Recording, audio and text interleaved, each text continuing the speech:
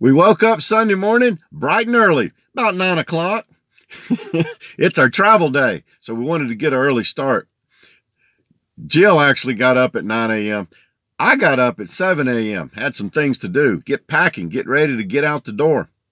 Then we went downstairs and we sat around with our friends and chatted it up pretty good, talking about old times and, what happened over the weekend.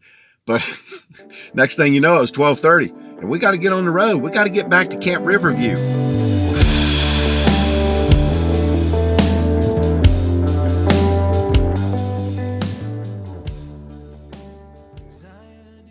Okay, 4 hours and 55 minutes. That's 5 hours of drive time. And the way we drive, oh my goodness, that's going to be a 10 to 12 hour day. And we're getting a late start, so we got to get on down the road. Let me rewind just a little bit. We have a friend from Pennsylvania that has a son living out here in Houston, and he's getting married. So they invited us up to go to the wedding. We thought that was awesome. We really did appreciate him reaching out to us and asking us to come over and join him in marrying off his son. Anyway, so we went out to Conroe, Texas. We spent Thursday night through Saturday night. It's Sunday, and we're going to get back on the road again. That's the great thing about full-time RVing. Impromptu meetings with friends and family and people are all through the United States. It's amazing how small the space is that you bump into friends all along the way. Before we left, I checked the truck out really good. Checked all the fluid levels, kicked the tires, and we were ready to go. Nope, 12:35, I'm stopping for gas. While I'm waiting on the pump to fill me up, I'm cleaning the windshields really, really good. Well, now the truck's all gassed up and we're ready to go. Stopping for lunch, 12:40, stopped for lunch. Stopped at this really nice restaurant, had really good food, but it was very crowded and it took a while. 2 p.m., we left the restaurant, and now we're on the road, heading towards Camp Riverview. Just can't wait to get on the road again. The life I love is making music with my friends, and I can't wait to get on the road again.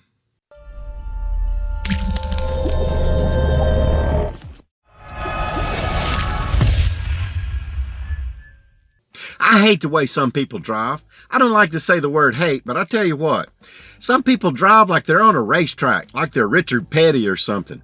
I try to stay back, give myself a lot of stopping distance, and for some reason, some ding-a-ling will cut right in front of me and take away my space. Then I gotta drift back a little bit further to give myself space again. And then sooner or later, some other ding-a-ling will cut in there and do the same thing. Drives me crazy. Why don't they learn to drive?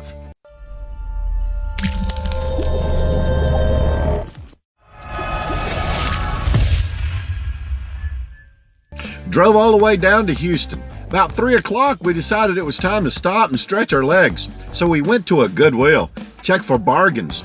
Tell you what, parking lots drive me crazy. They should not have curbs, and they should be really, really big, like a big open field. I don't know why they make them the way they do. And I found a really nice pair of jeans.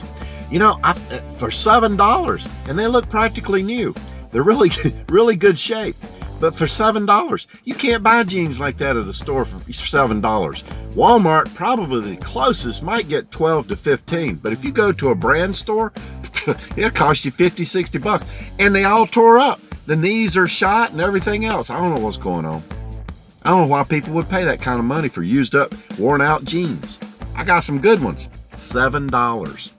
Then at 3:30, we're on the road again. Going places that I've never been, seeing things I may never see again. I can't wait to get on the road again.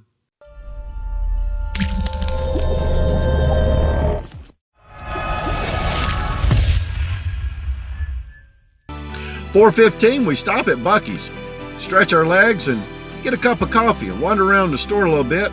And another impromptu meeting with a YouTube friend. I'm standing in line getting ready to check out and I hear someone say, "Hey Steve." I look up and it's Jarhead and Ginger's Journey, Scott and Allison.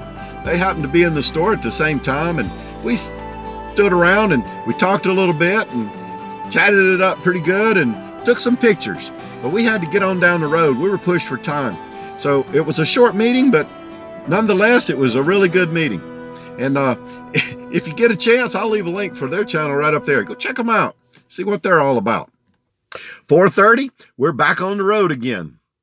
Like a band of gypsies, we go down the highway. We're the best of friends, insisting the world keep turning our way and our way.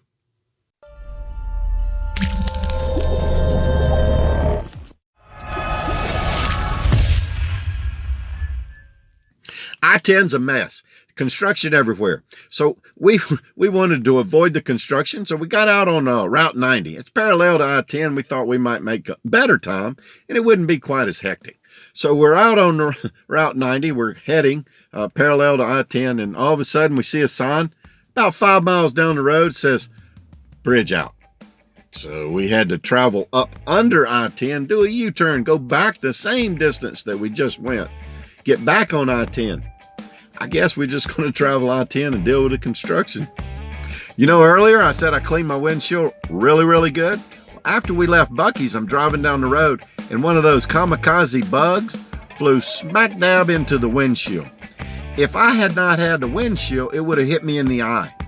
So now I've got this bug splat right in my vision, and I can't take my eye off of it. So I turned on the windshield washer, and I got about a tablespoon of windshield washer fluid. So naturally, it just made a big old bug splat smear. So now not only do I have a spot, I got a big old splat. Can't keep my eye off of it. I'm out of windshield washer fluid, so I pull over and I'm thinking, well, what do I have that I can put and clean this mess up? I don't have no water, I don't have any Windex, I don't have anything. But I had Jack. So I thought, as a last alternative, I would pour a little Jack into the reservoir, the windshield washer reservoir, and clean it up. So I did that and turned it on and cleaned the mess up really, really good. It might be a new thing. 4:45, we're back on the road again. As I drove down the road, I couldn't get that off my mind, that Jack Daniels in the reservoir. It was like one of those things, like you know, that song that you hear and you can't get it out of your head. I kept thinking about Jack Daniels in my windshield washer reservoir. I thought, what if I plumbed the tube to the windshield washer fluid through the firewall into the cab of the truck? I could push the button for the windshield washer fluid and get a shot of Jack. It's not an open container. It's not in the cab of the truck. It's practically legal. That might be a new invention. Something like an automatic door opener on your camper. Anyway, you know that's not legal. You should not drink and drive. And don't be rigging up some windshield washer reservoir thing to pump out booze into the cab of the truck. That's illegal. You could go to jail or wreck or hurt someone. Don't do it. Just because Steve Turtle said, that's just goofy. But I did think about it going down the road quite a bit. It was sort of mind-numbing, you know. Got a little music going on, and I'm thinking about how to rig this invention up. It's goofy. Anyway, we were getting pretty close to San Antonio, and I thought, well, wonder if we get off on that Route 90 again and try to circumvent the city and get on around it. Did not happen. Same thing. Got off on the left side, traveled about 5-10 miles, and what happened? 90. Merged right back onto I-10. And then I went through San Antonio. Well, we got on the west side of San Antonio and we picked up our road to get us to Camp Riverview. Guess what that road was? Route 90. This time we're supposed to be on Route 90.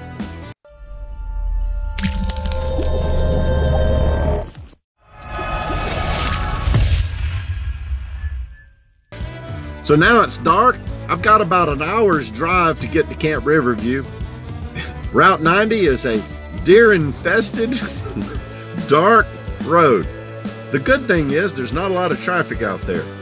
I surely did not want to hit a deer and get a deer splat on the windshield. So around 10:30, we made it home. We're back at Camp Riverview. Like I said, a 5-hour road trip turns into a 10 or 12-hour trip for us. We make a lot of stops, we stretch our legs, and get a cup of coffee, and sort of take our time. Try not to rush. Be careful. As long as everybody will help us.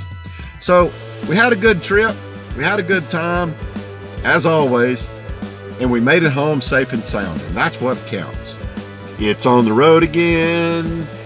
Just can't wait to get on the road again. The life I love is making music with my friends. I can't wait to get on the road again. I can't wait to get on the road again. It's going to happen May 15th. We're on the road again.